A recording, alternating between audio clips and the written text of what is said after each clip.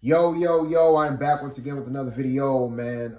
I've been debating on doing this video for a while because it's been in my head for a while to do. And I kind of talked myself out of doing it because I don't want to be like one of those YouTube channels that constantly harps on this subject all day, especially when I did say in multiple videos last year that, look, I'm done with the MCU. I don't want to, so I don't want to be like one of those YouTube channels where it's like, oh, I hate the MCU now. I'm not going to watch any more MCU videos and I'm making MCU content. I don't want to become one of those channels that just harps on, the downfalls of the MCU and Disney.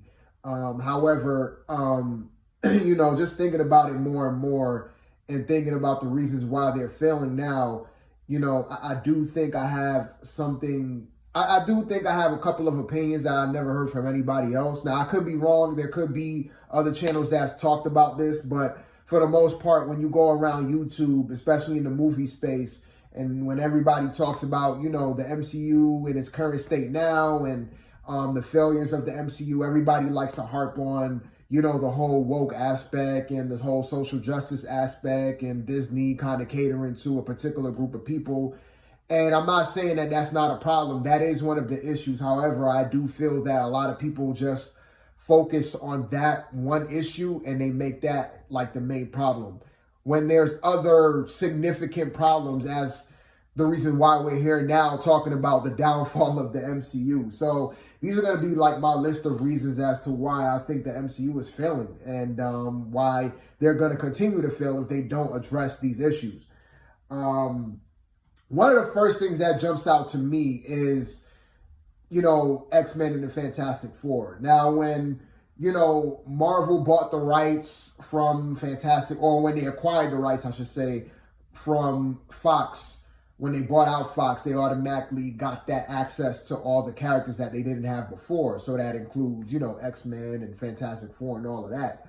So I remember when that was first announced, I'm thinking, okay, they're going to take off the ground running. They're not going to really waste any time in introducing these characters that we haven't seen in the MCU.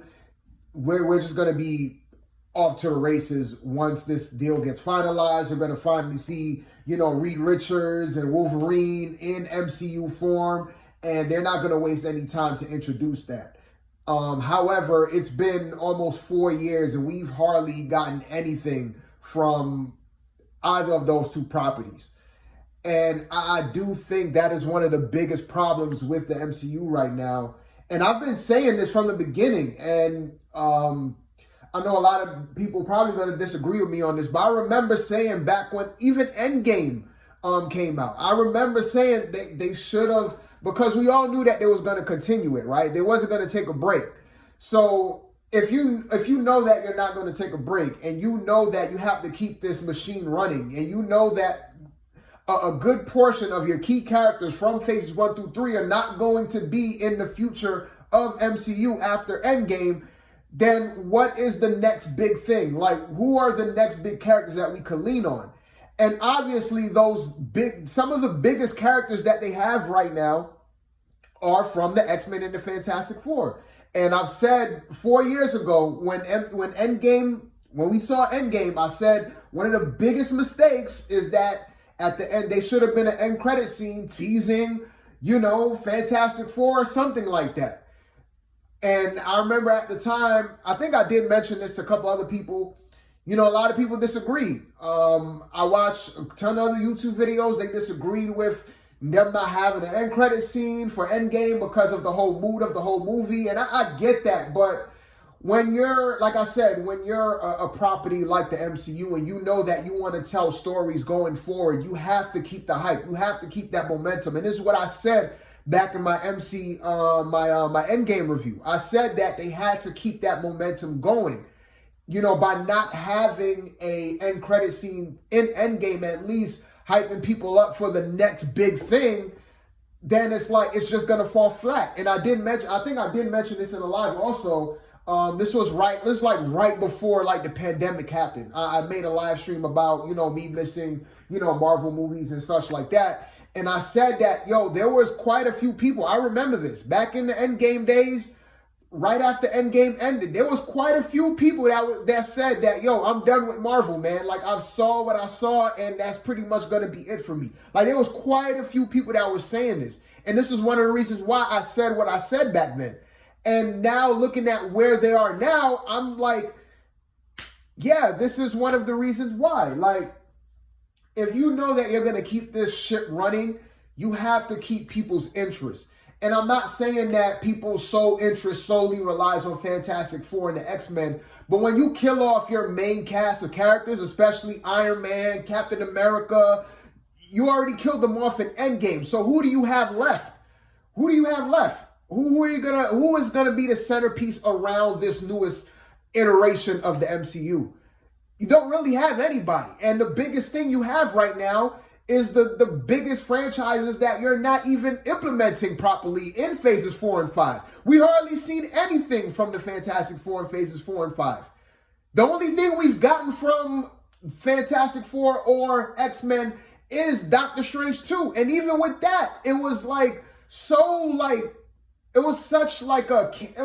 a cash grab. It was such like a lazy rush job. It just was there for like 5 minutes. And then after that, that was it.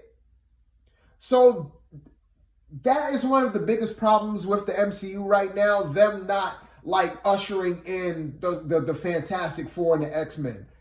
And I know that there may be some legalities with that. I know there may be some legal issues with, especially with the X-Men from what I heard. I heard that they don't really have like all the rights. I could be wrong on that, but I'm pretty sure that they don't have like all the rights to the X-Men officially. This is why when you watch certain movies like Wakanda Forever and even the Miss Marvel TV show, you hear the word mutant a lot. And I think that there's an issue with them using that X-Men name. I don't know the full legalities of it. I'm pretty sure I may have to do some more research on that. But from what I know, they don't really have like the full rights to the X-Men for whatever reason. And I think that's one of the main kind of like setbacks for, the MCU right now. So I don't know if they're working on that. I don't know if that's one of the reasons why we haven't really been seeing too much of the Fantastic Four and the X-Men yet. But we'll just have to wait and see. But for right now, it's like they're so underutilized. They're not even there. It's like they're non-existent. And when you look back at the acquisition that happened, like 5 years ago now when Disney bought out Fox, that was one of the biggest driving points. That was one of the biggest things. They wanted to acquire those properties that they sold off to Fox years ago. And now that they have acquired that, they're not even using that till its full capacity. They haven't even used it pretty much at all, period, up until this point. So I do think that there's a whole major underutilization of those two big properties is a big reason why the MCU is failing, because people are pretty much lost all their interest right now. Because, and this goes into my second reason, there's not a centerpiece in this newest phase. When you look at phases 4 and 5, there's no like one character where you could say, yes, the MCU kind of like revolves around this character. This is the character who is like the heart of the MCU. When you look back at phases 1 through 3, we all know that Iron Man is the centerpiece of everything that happens around the MCU. We all know that Tony Stark was the heart of it all. That's why when he died in Endgame, it was so heartfelt, because it was like, damn, this was kind of like his journey from start to finish. And now we're seeing like the tragic end of this character. In phases 4 and 5, we can't say that. In phases 4 and 5, there's no centerpiece. There's no one character that you can look at and say, yes, that is the new like heart of like the newest iteration of this newest saga that we're going through right now. There's not one character. You can't say it's Spider-Man. You definitely can't say it's Doctor Strange or Thor. So who is it? Like who does this? What does this whole like phase revolve around? Like which character? And this is the other thing too. Like there is no like direction. Like there's no like, okay, we all know everything is supposed to be leading up to like Secret Wars and Kang and stuff like that. But the way how they have been setting it up until this point is completely discombobulated. Every movie that we've been getting up until this point feels like its own kind of thing, and it's not really connected.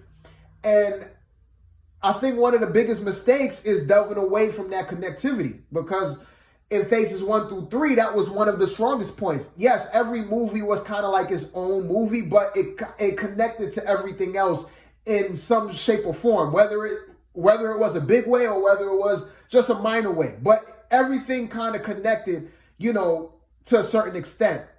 When you look at these new iterations of movies starting from phase 4, you can't really say that. Every single movie is like completely like on its own. And yeah, even though they have end credit scenes, the end credit scenes, you're like, okay, we're seeing this new character show up in this end credit scene. What does this lead up to? Like, perfect example, like with the end credit scene in Eternals, when Thanos' brothers show up. We don't know what that entails. We don't know we don't know. Same thing with the Black Knight, when he showed up in the second end credit scene at Eternals, and then we heard Blade's voice. We don't know what that's going to lead up to. And I could say the same for a lot of these other end credit scenes in these newest MCU movies. They're not connecting to one another. Certain big events that happen in one movie, they don't even get mentioned in the other movies. And that was like unheard of in the past, because in phases 1 through 3, whenever something big happens in one movie, you at least hear about it in the next movie, or they'll like put it as an Easter egg in another movie to hint at something bigger, coming forward. But what we're getting right now, it's like everything is its own separate movie, and then like the tie-ins and stuff like that is very loose, it's very vague, it's not even really there, and it's just one big mess. And I think the 3 reasons that I list so far is probably one of the biggest reasons why the MCU is failing right now. And of course, you could go into other things as far as like the finances go. I do think that they are solely relying on these B and C list characters that nobody cares about, and they're giving them their own kind of like properties just right off the jump. For instance, like Ironheart is I don't know if they're gonna continue to run with that, but Ironheart's supposed to be getting her own show. Like, who asked for Ironheart? Like, who asked for Ironheart to be like the sequel to, Black Panther? Like, nobody asked for this character. But they're like forcing they're forcing certain characters on us, and they're solely banking on it. And then when we get these characters like in live action movie form, they're not even interesting. That's the other thing too. Like, okay, you want to use Miss Marvel for her own TV show, you want to put Miss Marvel in her own movie with Captain Marvel. All right, fine. Even though nobody didn't really ask for that, okay, fine. But at least make her interesting. None of these characters are interesting. None of the newest iterations of characters are really that interesting. Yeah, there may be a few that's like decent, like Kang, people like Kang. I haven't really seen too much of Kang because, quite honestly, I haven't watching none of like the newest Marvel movies or TV shows. I just watch, the reviews and stuff like that. But from what I hear from reviewers and stuff like that, yeah, Kang, Kang and Quantumania was pretty good. So he's like the only one that's kind of decent. But everybody else is just like, why are they even there? Like Ironheart, nobody cares about Ironheart. Nobody cared about Ironheart's introduction into Wakanda Forever. Nobody really cares about Miss Marvel. Like, nobody cares about these characters, but they're trying to force them down our throats. And they're not even trying to make them interesting. They're not even trying to write solid characters that you could care about, that you want to be invested in. But they're giving them their own TV shows right off the bat. So it's the people that's running the helm at Marvel and Disney that just don't know what they're doing. I really think that Kevin Feige, he's up for a challenge right now. This is probably his biggest challenge yet. I think he had like an easy sale, coming into phase 4. From phases 1 through 3, he was kind of considered like this rock star because he could, he kind of created like this whole phenomenon of having this whole cinematic universe. But now, that Marvel formula that he was solely relying on in the first 3 phases, they're not working as good for him right now. People are jumping ship. Guardians of the Galaxy. I said months ago that I think this movie is going to make $1 billion. But the more I think about it day by day lately, I'm like, I don't know, man. I really don't know if that movie is capable of making $1 million, especially from what I heard from the early reviews. It's not. I mean, some people say, yeah, it's good, but it's not really like, I don't think I don't know how Guardians is going to end up, but from what I'm seeing right now, I just don't think that that's the movie that's going to like remind people of what the MCU used to be. And I don't think that's going to be the movie to make people jump back on board into being invested into the MCU. I'm having really big doubts right now about Guardians. And I think that movie is make or break right now for the MCU. That is a big time make or break movie. If Guardians 3 fails, Phase 5 is dead. Because there's nothing else after that. What are you going to rely on? Secret Invasion? The Marvels? Come on, man. So I think for those reasons that I've listed in this video, I think those are the biggest reasons as to why the MCU is failing right now. And who knows if they're going to correct it within, the next few months from now. I don't know what the plans are as far as like the future of Phase 5. Everything is pretty much rocky right now. Marvel, Disney, they're in some shit, man. They're in trouble. And that's not even mentioning the whole Jonathan Major situation with him, with the whole domestic abuse allegations and stuff like that. That's a whole nother like topic. But even with that, like, we don't know if Kang is going to be like Jonathan Majors. We don't know. Like, yeah, of course they announced, the next Avengers coming out in the next 2 years. But right now, that's even like, okay, what are they going to do with that? Like, what are they going to do with the Ironheart series? What are they going to do with the Echo series? Is those still a thing? I right now, I highly doubt it.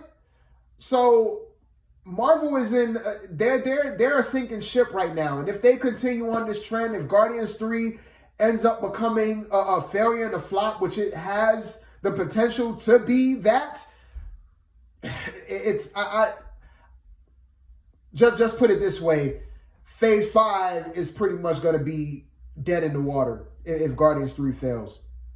But I know I kind of gotten off on a tangent, but I just wanted to say, my thoughts on, the reasons why, the MCU is failing right now and list my reasons. And I didn't really want to harp on the whole wokeness and stuff like that because there's too much videos that's talking about that. And there's not enough videos that I'm seeing talking about other issues that is significantly impacting this franchise. Because I do think that there are other factors to factor in when we're looking at the failures of this franchise, which is the MCU. It's not just the wokeness and the social justice stuff and what Disney's doing with Florida and stuff like that. I know people love to harp on that all day, every day, but when you look at other aspects of it, I think those other issues, I wouldn't say they're bigger than the whole wokeness stuff, but they're just as big as the whole wokeness and the social justice stuff. They're just as significant as the wokeness stuff as far as like things that are negatively impacting this franchise. And I just wanted to bring that to the table. So I think I said what I wanted to say in this video, and I know I was kind of all over the place, but hopefully you get my drift, man. So until my next one, man, I'm out.